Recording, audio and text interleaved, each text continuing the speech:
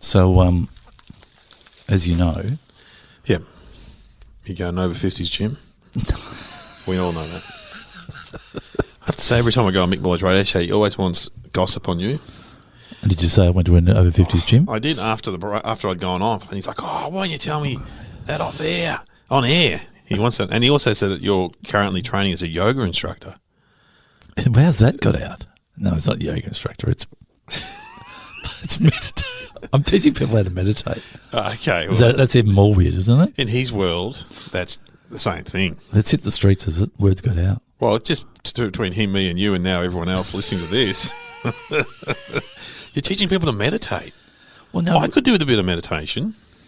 Okay, this is what you do. Okay. Just feel yourself sitting in the chair and just recognise your breath. You can feel it going in and out. Just recognise where you feel that breath is coming in and out of your nose, and you might be feeling all your muscles getting. So you do this in a class, or is it just a one-off session? I get paid a lot of money just to talk like that. I know I always mention it, but Hughesy meditates, because I've been speaking to him on the phone one day and we were talking about money and how much certain people take out of his door take, and he got very angry and he goes, I've got to go meditate. Like when you see a tram with his face on, I go, how much did that tram cost? I don't know how much it costs. I don't know. But he meditates. Well, it's just mind. It's just recognising what crap you. But how do you get rid of all the stuff in your head? Well, you don't. You just recognise it. Oh, you recognise it. You just go, oh, okay, that's me thinking about. So then you know the crap that you're talking to yourself, so you just get an objective. A little bit of space opens up rather than being caught in that. You go, oh, okay. So the little space opens up. It's like you're sitting in a cinema. You know the voice in your head. Imagine you're sitting in a cinema that's being projected up on the screen. Yeah, right. Is this in your talk? This is in my new book. How long does the talk go for? Like, how long does your class go for? About an hour. About an hour. I don't look. The gym owner takes. I answer questions. I don't take the class. And I changed my name. I've changed my name. Yeah, to Shrimnoi Shalaha. Do you do you know about Shrimnoi? Who's that guy that they all follow? He's like a yoga meditation master. A guy used to run a cafe near me. Shrimnoi. Oh, he used to put up posters and used to tour and stuff. And this guy was so stressed, but he always say, too easy. Yeah, too easy, man. And you could tell he was just bubbling underneath, full of rage and hatred. It's very true. Too easy, man. Because you can sort of, you try to fake it till you make it, but you can still have a whole lot of crap going on. So, right. So hang on. So you're like the grasshopper to the master, kind of. Yes. Yeah, he does the class and I kind of join in and, chime in with my... You're the sidekick. Sidekick. And so... is this open to the public or only members of the gym? Oh, you've got to be over 50 and you've got to have some issues. And you've got to live in that area probably, or, Yeah. Hey, look, we've all got issues. There's a lot of issues. There's a lot of issues, and they're all coming to the surface now because, people have got their big screen TVs, they've got their houses, they've got their car, and they've got their things going, except the Gen Ys, they'll never get into millennials. Millennials are going to be the poorest, yeah. But, people are starting to think about stuff. Oh, look out, I'm starting to talk. Oh, God. Things are coming up. But is that only people that have got time to think about stuff? There you go. There's the problem. Yeah. If you're making money and just taking care of it, you just haven't got time to think about it. I go and do gigs out in the outer burbs in the country, and they're not. They're thinking about that stuff. They're thinking about paying the rent day to day. Yeah, just getting through the day. But at the end of the day, when they have got a bit of time to think, at 3 o'clock in the morning, they don't want to think. Well, it's true. It's true. And a lot of them drink to get to sleep. Or you buy stuff, or you eat, or you gamble. Because it just takes away that. Is this all in the meditation talk? All in the meditation. It's an 8-week thing. You can buy it on DVD or CD, and for an extra fee, I'll come around to your house. Oh, one-on-one? Yeah, do a one-on-one. One-on-one. I should have my own show on Channel 31 or something. No, Channel 9, but on Saturdays afternoons. Oh, Saturday afternoon. Yeah, like a postcards kind of thing. Guru Glenn. Yeah, Guru Glenn. Yeah. You should be like Hug a Mama. You know Hug a Mama? Where all these people line up and hug this woman, and they all go, oh, it's an amazing experience. But it's in line with any of those amazing experiences, they make you wait for a very long time, and you're all sleep deprived, hungry, thirsty. So you need whatever they're going to give you. But I was at the airport the other day, got recognised by this family from Samoa. and they said, "Can I give you a hug?" And I got to say, the Samoans give good hugs. Yeah, right. It was a real. I was going, I hope she wants a hug. I've only been in a headlock at a pub. From a bouncer. Samoan bouncer. But deep down, he would want to give you a hug. Yeah, they're peace-loving people, aren't they? Supposed to be the Samoans. Well, yeah, all the islanders are just so happy. I was just in Bali. That's right. You've been away. We shouldn't. Oh, look, I'll talk about that another time. But I saw something very interesting. But I'll talk about it. Oh, next time. I don't know. Okay, well, here comes the music. Yeah, you probably didn't even get to talk about what you wanted to talk about. No, I didn't. You made me talk about all the stuff that I didn't really want to talk about. Hello and welcome to Somehow Related, and now please welcome your hosts Glenn Robbins and Dave O'Neill. All right, well, welcome to the podcast. Sam said who we are. Sam, somehow related with Sam, Dave O'Neill, Glenn Robbins. Two topics that you wouldn't think that are. But they are related. We're getting a lot of sent in, by the way. Thanks, everybody, who's sending them in. Lots of great people. It's good to hear that it's resonating with people. Oh, I was on Nova the other day filling in for Sam Pang on that's Melbourne Nova, because he's work shy, as my father would say. And a guy rang up they have a thing where they ask Brownie questions. You know, Jonathan Brown. Yeah, Jonathan Brown, Brisbane Alliance legend. Anyway, the guy goes, before I ask Jonathan a question, I just want to say, Dave, love your podcast with Glenn. Well, there you go. There you go. Brownie was a bit put out then. No, we'll ask Dave a question then, if you're a big fan. That's right, yeah. Oh, well, let's get the topics. Here we go. Thanks, Sam. Listerine and Surgery. You a fan of the mouthwash? Well, I was a fan of mouthwash until Mark Mitchell, a.k.a. Con the Fruiterer, said to me, he said, don't use it for a couple of days. Because everything he says has got a couple of days and beautiful in it. He said, I think, hang on, what did he say? Was it that or was it eye drops? It was one of those things. If you start doing it too much, your body stops producing. Oh, the natural stuff. Yeah. Now, was it that? I know. Hang on, I'm getting very confused. Oh, eye drops? No, plus cleaning your ears. Because if you clean your ears too much, then they'll stop self-cleaning. I've got no problems there. Often someone will say at a gig, you've got a big thing in your ear. Oh, my God. But Listerine. It's very sharp taste, isn't it? It's quite a cutting. But if you kind of get addicted to it, which is like, I really need my Listerine.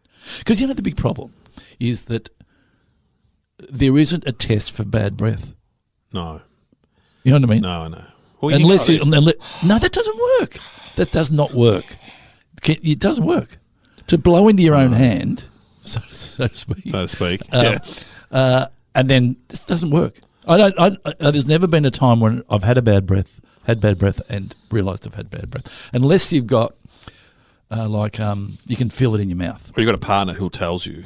Oh, yeah. And that's good. I think when you wake up, you tend to have bad breath. Oh, we all know we've got morning breath. And then you just got to. I find eating an apple or brushing your teeth. Brushing your teeth. Brusher. Listerine. I used Listerine when I had must have been some dental procedure, and I had to use. Oh man, I found it too full on. And then the guy said, "Oh, you got to do it every night for a month." Oh, you had some issues with bacterial. Yeah, that bacterial build-up. Oh, it's horrible. I couldn't keep it in for a long time. The guy goes, "You got to leave it in for like 30 seconds or a minute. You got to swish it around." Yeah. But I think it was even a stronger thing than Listerine that I had. Because I've had a sore throat lately, and Listerine's not bad if you gargle with it when you've got a sore throat. Really? Yeah. But the best is salt. Salt and water. So just gargle with the salt. But there must be a natural way. Am I wrong in saying that? Did cavemen have bad breath? They must have had bad breath. Oh, imagine their teeth would be rotten too. Imagine caveman first thing in the morning. I'm going out to catch a saber-tooth. Oh, while you're there, go down to the river and sluice your mouth out. It's disgusting. Some mint leaves. Yeah. What is it? What's the Would you tell me if I had bad breath? It's a very hard thing to approach, isn't it? Yeah, well. Just text me. You know the tip? Oh, what's it? It's the second shake. I've got a tin of mints. Would you like a mint? And then Dave says, no, thanks. And I give it a shake. If I give it the second shake, then that's code for have I got bad breath. Well, I'm a big fan of chewy, so... You're a big chewy guy. Do you do that purely in terms of your breath, or is it... No. Because I've said in this podcast before why you do it. I love chewing. It's your brain. Oh, yeah. It's your tongue getting pointed, ready for the breast. So it's I'm missing the breast. It's on the hard drive that when your tongue gets pointed, that you're very focused on something. I'm substituting breast with chewy. I think that's what's happening here. Yeah, that's why Ricky Ponting always chewing. Really? Always chewing. It means you're concentrating. All these guys that are chewing. Yeah, as you've said before, sticking your tongue out. I do that too sometimes. Like when you're trying to do something, you poke your tongue out. That's getting ready for the breast. Oh man, what was I doing the other day? And I was really poking my tongue out. Was I fixing the washing machine or something like that? Something manual. It's very hard to do. Yeah, well, I mean, if you're down the supermarket and someone says, "What are you sticking your tongue out for?" and you go, "I'm just getting ready for the breast," it doesn't go down well. You got to actually say in the queue, dude. Yeah, I mean, one of the mums at school. What? Yeah. But having said all of that, of all the things that make someone, you don't want to be around them. Oh, okay, let's go. Them. Body odor. Body odor. That's Bad breath. Bad breath. What about greasy hair's not bad. I don't mind greasy hair. No, I don't mind greasy. You don't want to wash your hair. I'm a fan of. What about oily hair. skin? I don't mind oily skin. Acne, fair enough. I think more people that just talk about themselves constantly too. That's hard. Yeah, and loud talkers and close talkers. Oh, you know. I think bad breath's up there though. I think my bad breath would be number one. I did a television show. I won't say which one. Okay. Oh, don't worry, the director. I don't say who it was. No, you've told us this story before on here. I know. I did one of those magazine shows. Oh. And, you know, like Burke's Backyard, one of those. Oh, Don Burke. Don Burke. And she had the worst breath. And now whenever I see her on TV. Oh, you think? That's all I think about. Yeah, she's the one with the bad breath. She's labelled with the bad breath. So you go, imagine if you're in an office, right? Yeah. And Keith, who you see up the copier, when you go up the copy, pick up your copies. Breath. Got bad breath.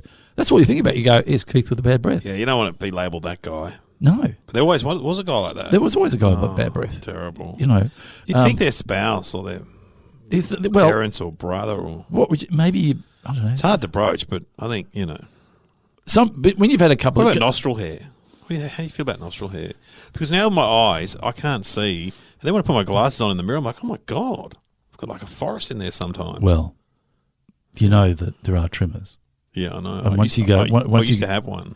Once you get one, you can't stop. Yeah, but I like pulling the hair and you get that sudden shock. So you're a bit of a masochist when it comes to nose hair. I think so. But Does it make your eyes water? Yeah. But that's a trick to if you want to cry in an acting scene. Pull a nose hair. Pull a nose hair.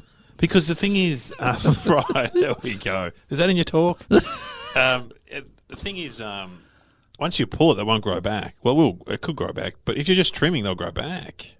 Ah. Won't they? They'll grow back. You reckon if you pluck, they never come back? No, they do come back, but the same hair won't come back because you've plucked it out. Oh, geez. Anyway, great tips. Beauty tips. What about ear hair?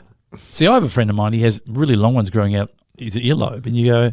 Do I say anything? Well, sometimes you can't see them. So when I go to the hairdresser, he goes, I won't mention this, and he cuts some hair off my ear. I'm like, I didn't even see it. Yeah, I know. But see, if what you don't see, does it matter? I don't think it does. And when you see really old people and they've got hair just all over the joint, you're going, I'd love to get in there with it. And let your partner get in there with a set of shears. They love it. It's like, you know. Yeah, they do. A job well done. They enjoy it. But yeah, I used to have a director who had bad breath and he would give you the direction for the scene, and you couldn't listen. Yeah, it's too much bad breath. And it would be coming from an unhealthy gut. And can I say, I've been seeing a naturopath, and my gut's been very good lately. Your gut's good? Have I told you that I'm doing lemon every morning, 3 times a day, lemon and water? What's that for? Helps your digestion. Really? I'm taking digestive tablets, and I'm having my flora restructured. I'm putting some... What? My flora was damaged. What's flora? Your stomach flora. How does a naturopath know that? Do you really want to know? Do they? Oh, they do a sample. Yeah. They do a sample. They get a sample. Yeah. They send it away. Yeah. A stool sample. Yeah. Oh. And then she said, "Now we'll look at your stool sample." I said, "Can you just shorten that up to sample? Just go with sample because we all know what it is." We're both over 50. Have you done the poo test? Oh, I've done it a few times. There's a fun morning. Great day out. There's a great day out. Come on, kids, have a look. Yeah. And by the way, see while it's just put in the fridge, don't mix it up for a condom. Don't put that on toast. That's not Nutella. So yeah, no, It cost me $300 because it wasn't a government one. $300. Mind you, Is this how an- much? If I had to check your shit, I'd be charging you more than. Oh yeah, God, yeah, imagine that job. God, terrible that's a job. terrible. You would have to. You'd have to have something. You have to have a peg on your nose, mask on. a peg on a mask. But You you'd know? be surprised how many people don't do that test. The one the government. I know, sends you. because it's almost like you have an option. Just throw the thing in. But you're crazy. I think more people die from More that than men. they do the skin cancer Yeah. and prostate. But it's and not if a you fun find game. the symptoms early, you can. If you got your polyps, have you got polyps? No, If you got polyps, then you need to regularly. got some in the front yard. I don't know. No polyps. Well, Listerine. I don't know more what we can say about So mouthwash. You know what? I think it's it must be an American thing because you see it a lot in American movies and TV shows. Where I don't think it's a very Australian thing to have mouthwash. Do you think it's a very? No, I hear what you're saying. I think it's more American. Yeah. Is it British? What would be? What's the word derivative of Listerine? Listerine. That's not a person's name. I just keep thinking of that song "Install-a-reen," but that's Reen. That's Reen. That's plumbing. Install-a-reen. Wow. Yeah. Because you see it in movies, you know, before they go to bed, they do their mouthwash. Well, if you're about to make love, Feel like making love. do you clean your teeth? Well, you should, I suppose, yeah. What do you do? Because you don't want to be. Unless there's no kissing, you know. There's rules set down by the person. No kissing. Hang on, where are you? I'll do anything, but no intimacy, just a kiss. Let's just keep it downstairs, okay? Yeah, no, look, mouthwash, interesting. Listerine. Oh, no, Listerine's just a brand. It's a brand. Listerine. Listerine. So I don't know where Lister. it's not someone's name, is Lister it? is like luster. Lister. Geez, we're not getting It's a much brand. here. All right, well, let's go to surgery. Surgery. I mean, we're in 50s. When was the last time you had surgery? My broken leg. Oh, I had vasectomy. That's a general for vasectomy? Yeah, you get knocked out. Well, you don't have to, but I did. I don't know. They can give you. I think you can just do it in the chair if you want, but if you, I don't know. I got a referral to a guy, and he. And you went out for half an hour. It's like a day procedure. They give it a cut and put 2 double knots on either end, and then As I say in my stand up, the doctor explained it, and he said, I cut your tube, and then I fuse it with a hot instrument, and so there's nowhere for anything to go. So your stuff just stays there now. So I always say, you think I'm fat, girls? This isn't fat. Hey, it's like a bank account. It just builds up, does it just builds up. So you got lots of sperms. There's Oh, it's so much to give. sperm everywhere. So much to give. Oh, you just got the little fish. Yeah, I don't know how it actually works. Because doesn't this... the ones that come out aren't potent anymore. They're not potent anymore. The swimmers come out and they're going, what are you doing? I don't know, I'm just swimming. I'm amazed. Like, say, someone, I don't want, like my brother, for example, all my brothers, they haven't had one. And yet you'd think at a certain age you just would have one just so you don't get anyone, you don't get your partner pregnant again. Then again, I suppose all their partners are beyond that stage now. But still. A friend of mine had one. He said, in the afternoon, he just felt like licking himself and falling asleep in front of the fire. Which is, you've got to admit, poor old dogs. Yeah, they cop it. Yeah, they're going. They go down there, they lick in their balls, and then they go, what happened? Hey, Rover, what? What happened? What do you mean? I'm looking around the back end. There's nothing there. Oh, yeah. We went out for a drive. Let me just go through it. Went to the vet. Oh, I had a lovely sleep. It's beautiful. Woke up a bit sore. Had something to eat, and I went to lick myself, and they're gone. My brother still maintains that it's one of the reasons he won't get one. He went around to one of his friends' house, and his dad was sitting on the couch with a bag of peas between his legs, screaming, going, ah! What's wrong with your dad? I just had a vasectomy. I would imagine. But that'll be the 70s, I reckon. So I think things have 70s improved. vasectomies, yeah. But like surgery, I hate the I don't mind getting knocked out. I like the pre-med. That's a great injection. Yeah, when he goes, I'll just talk to you. And no, meaning they give you a little injection before they give you it's like a relaxing one, and you just go, I love everybody. Yeah. Oh, how you doing? I'm doing really well. And then the anaesthetist comes and leans in. He goes, all right, I'll count to 10. And oh, yeah. Oh, you get to 98. Or count backwards from 100. I love the way when I broke my leg, they drew a big arrow on the broken one. Yeah, because Yeah, because they make mistakes, he said. Who was the comedian that had the wrong? He had the wrong valve done in his heart. Oh, really? Oh. Was it Martin Short? Or was it the other one? it? Dana Carvey Dana Carvey. had an operation where they did the wrong one. Oh, that's right. Oh, no. Can't imagine that. How did it go? Operation went well. Yep. But one minor problem. What's that? One small thing. We did the wrong one. Well, they leave a bit of steel wool in your insides. But I don't like the bit where you wake up. Well, I woke up midway through an operation. It's terrible. And I woke up. I could feel, and my hand came up, and I tried to grab the thing going down my throat. And I heard them saying, "He's waking up. He's waking up. Put your clothes back on." He's waking up, and then I would have woken up for like 5 seconds or something, but it was very distressing. So when I got my colonoscopy, I said, last time this happened, I woke up anyway. You won't wake up. But the colonoscopy was gone, half an hour, bang. But what's scary about it is that you are dead. Yeah. Because you go, when you sleep, you go, I went down, I went to this place, and I came back the other side. With the anaesthetic, you go, I close my eyes, I open my eyes, no time has, It's bizarre. Yeah, colonoscopy, I've had one of those and they knock you out, don't they? Yeah. I know, Yeah. and then, what's the old joke? No, they didn't hear from the doctor, no card, no flowers. Nothing. I just remember when I had my colonoscopy, it was an Asian doctor, and I'm just lying there coming through, and the nurse said, "Oh, the doctor will give you a bit of feedback on your colonoscopy." I'm just lying there. He just yelled out from the doorway, "You're fine, nothing wrong." And that was it. "You're fine, nothing wrong." I just walked out from the doorway. Well, that's good to hear, isn't it? The thing about surgeons, they can be a little bit blunt. What is the thing about? Yeah. What is it about surgeons and bow ties? No, that's the old, again, not an old joke, but an old urban myth about gynecologists and obstetricians wearing bow ties because the tie could, Fall into areas. Yeah, that's why they wear. Because when I see a guy with a bow tie on at a gig, I go, "You're a surgeon. You're a surgeon, are you, mate?" And he would be. So that's the myth. I don't know if that's true, but that's and because they throw it over their shoulder, don't they? But you got to realise what you are actually looking like. You're looking like a card sharp or something. I know. And I did a gig for surgeons. Oh, that would have been hard. I know, they were good.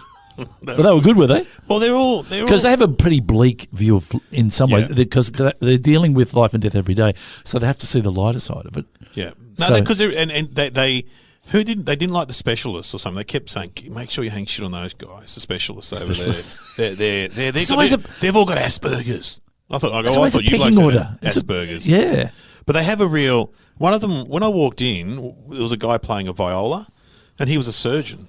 So he was playing. There was a few of them playing instruments. Yeah, but they have the sort of mind that needs to be occupied. Like, so they'll go home and do needlework, and there's a whole orchestra of doctors and surgeons. They're good at puzzles and lots of stuff. They can't just sit with their own thoughts. Imagine that though. Imagine that you've come out of school and that's your skill. I can get a knife and cut you open. It's a bizarre, but and put you back together again. Well, okay, so there's a few surgeons at school. Go on. And they're not brain surgeons or they're osteosurgeons. This is where your kids go? Yeah. Yeah, right. They're at Geelong Grammar. Yeah. They're it's a state school.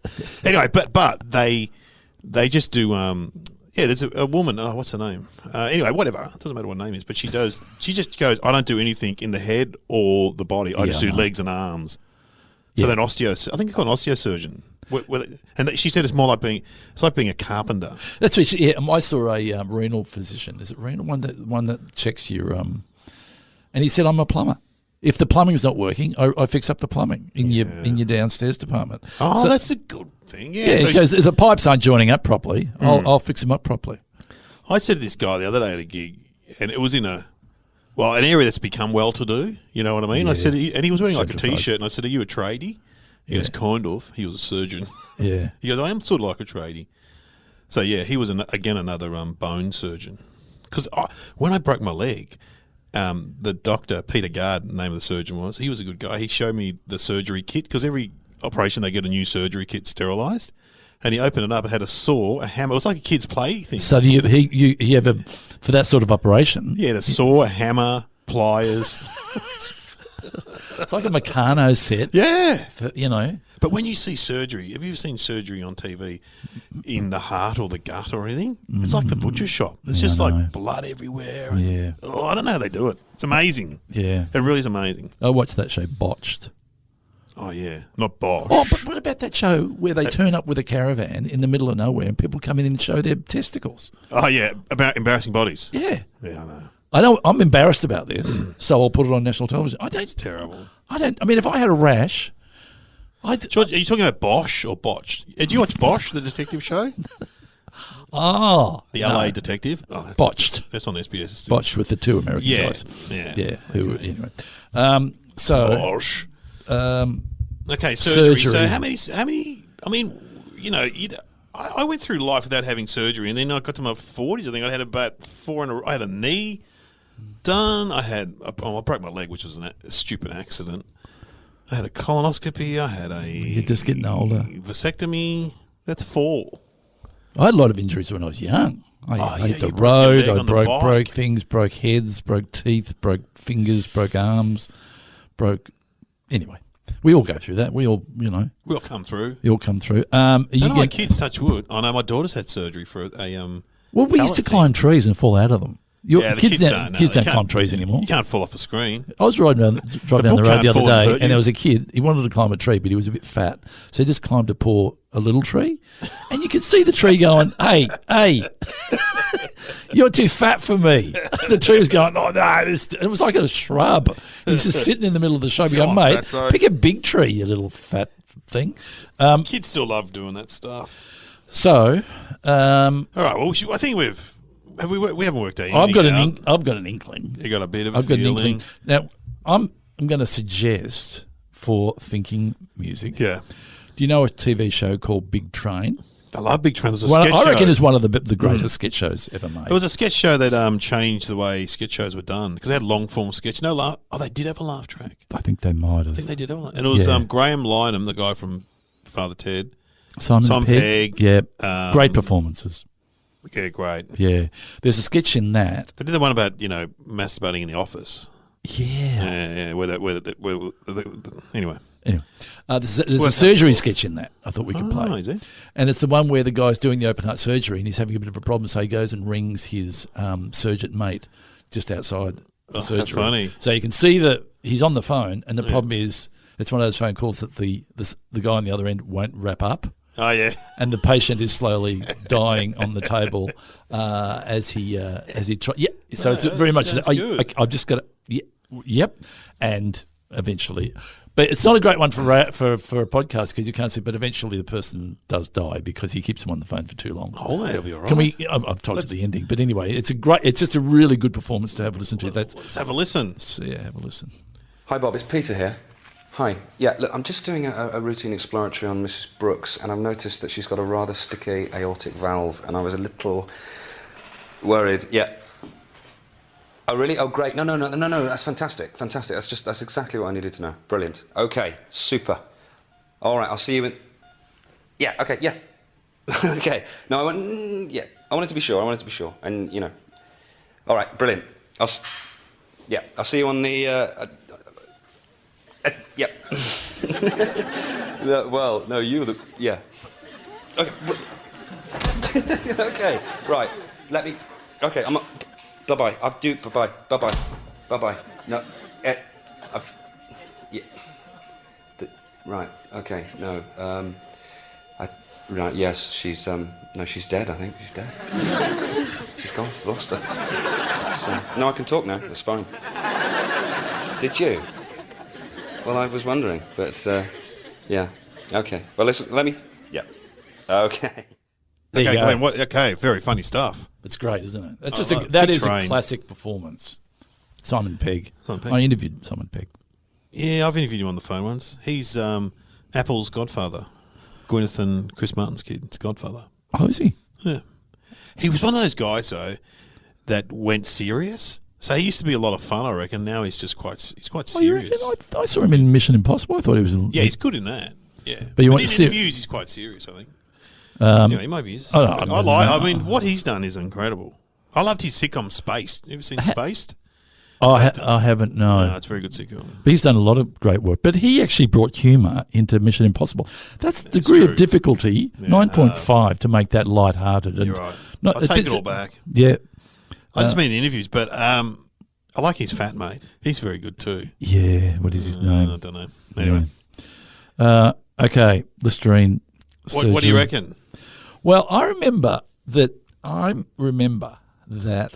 superglue was invented to in the Vietnam War. to put in wounds to close them up very quickly, because as soon as it grabbed it, I'm thinking that Listerine was probably invented as some sort of portable bacterial washout that you would do for a wound. Like in the war. Yeah. So you've always got to. And then they kind of had it, and they went, "Oh, this is good for bacteria." And then they've gone, "Well, maybe we should, put this out commercially." And they've discovered that something that is just like a body wash or a wound wash ends up being a throat wash. Who's the first person to drink it, though, you reckon? What happens? There is here's an interesting thing. Who's the first person? I should have mentioned this. That if you're on zero for your license, you can't have Listerine. Oh. Because there is a trace of alcohol in there. Sorry, officer, I just did a mouthwash. Yeah, rightio. Yeah. Out of the car. Had a lot of mouthwash, didn't you? How many mouthwash did you? Oh, about 8. Well, I think the connection is that there is a. I reckon there's a surgeon called Listerine. Dr. Lister, and this was his side project, and so he was doing all his surgery and stuff, but then he developed Listerine. And that became a big product. So you reckon the connection is just a surgeon came up with a breath freshener. Yeah. All right. Should we get the answer? Okay. Listerine was invented in the 19th century as powerful surgical antiseptic. Joseph Lister, 1st Baron Lister, known between 1883 and 1897 as Sir Joseph Lister, was a British surgeon and a pioneer of antiseptic surgery. Listerine was named by its creator Joseph Lawrence in honour of Sir Joseph Lister, the pioneering surgeon. So we were both sort of right on track. I can't believe there's a Dr. Lister who Listerine's named after. I love that. If your name was Dr. Lister. Dr. Lister. Dr. Lister, we'll see you now. Oh dear.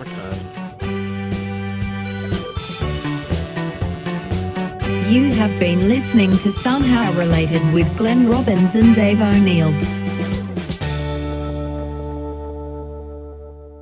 So what if you want to make your name into something? What do you there's prefix and there's suffix, isn't there? Yeah. Well, yeah. So you got to put something on the end of the word. Oh, Listerine. So you go. I don't want to. Lister.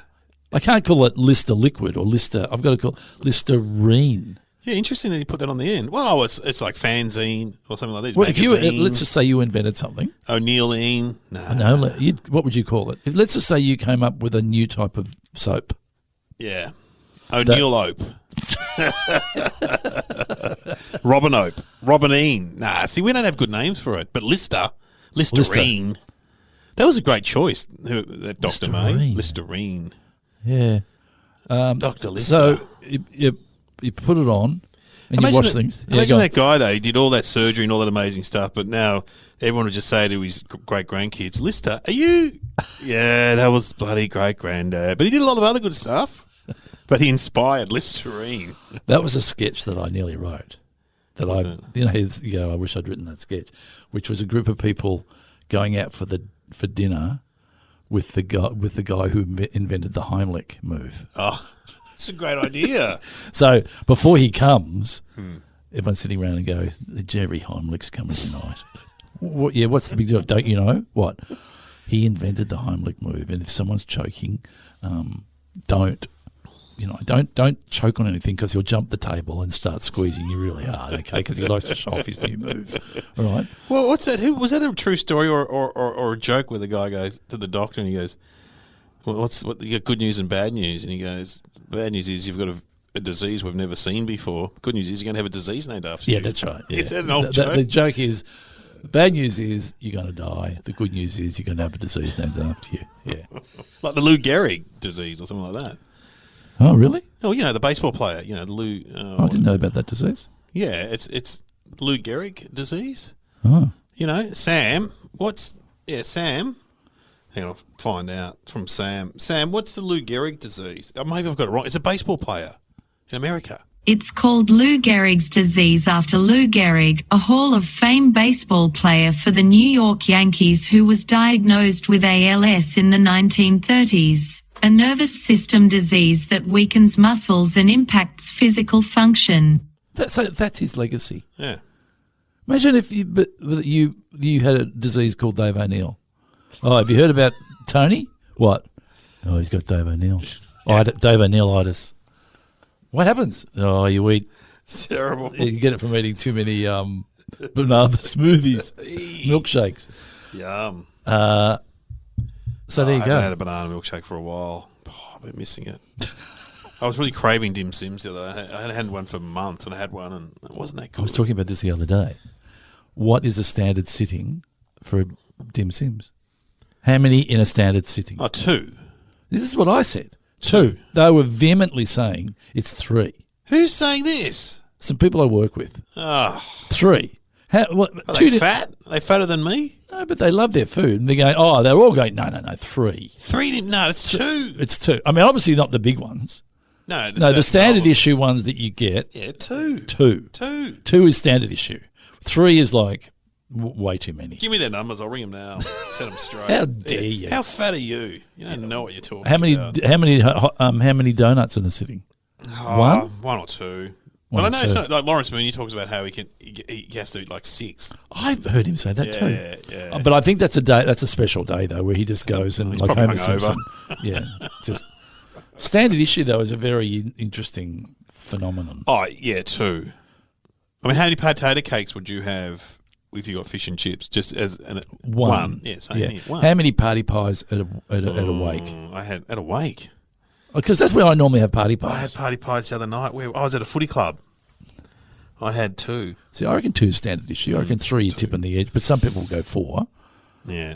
Pieces of cake 1. This fat guy said I just had 6. See, you're gonna regret it the next day. Oh yeah. Yeah. Pieces of cake 1, but sometimes at home we get a whole cake. Yeah. And then you know where we buy cakes from, and you know this place because you surf down the coast. Freshwater Creek. Cakes. Yes. They have great cakes. They do have good cakes. But the staff there look like they don't want to be working there. No, I know. They're not happy, are they? Yeah, you're serving people cakes. You should. You should be jolly and happy. You're going, here's a cake for you, my friend. Oh, that's good to hear because I just thought they were just. No, they were doing me a favour by giving me a cake. I'm going, hang on, it's just a bit of banana bread. They have great. Oh, you got to get the sponge cake. Hey, while we're at it, what is so special about banana bread when they sell it at the superstar the service station? It's $4 a slice. Yeah, that's expensive, and it's not bread; it's cake. That's banana bread. Cake. So muffins the same, yeah? Yeah, that's cake. So anything that crosses over into cake is special. It's cake. Yeah, you're right. Yeah. Well, it takes a bit of effort. No, it doesn't. You made banana bread? But it's a whole... If one muffin... Okay, what's one muffin? $4.50? Yeah, that'll take about 40 cents to make. Yeah. I reckon, if that. But banana bread needs to get over it. Yeah, banana bread. Banana bread's only good when you have that frosted icing on it anyway. Cream cheese icing. Oh, no, I like it. Banana bread heated up with a bit of butter. Ooh. I was in Bali. We just had... we had apple bread. Oh, apple bread. I have never had it before. No. And we were stealing it. Wow. Selena was putting it under a hat and we take it back to the room. It was a buffet, unbelievable buffet. Ugh. Take the banana bread back for a late night snack anyway. Oh, I'm getting hungry. Yeah. Late night stack of apple bread.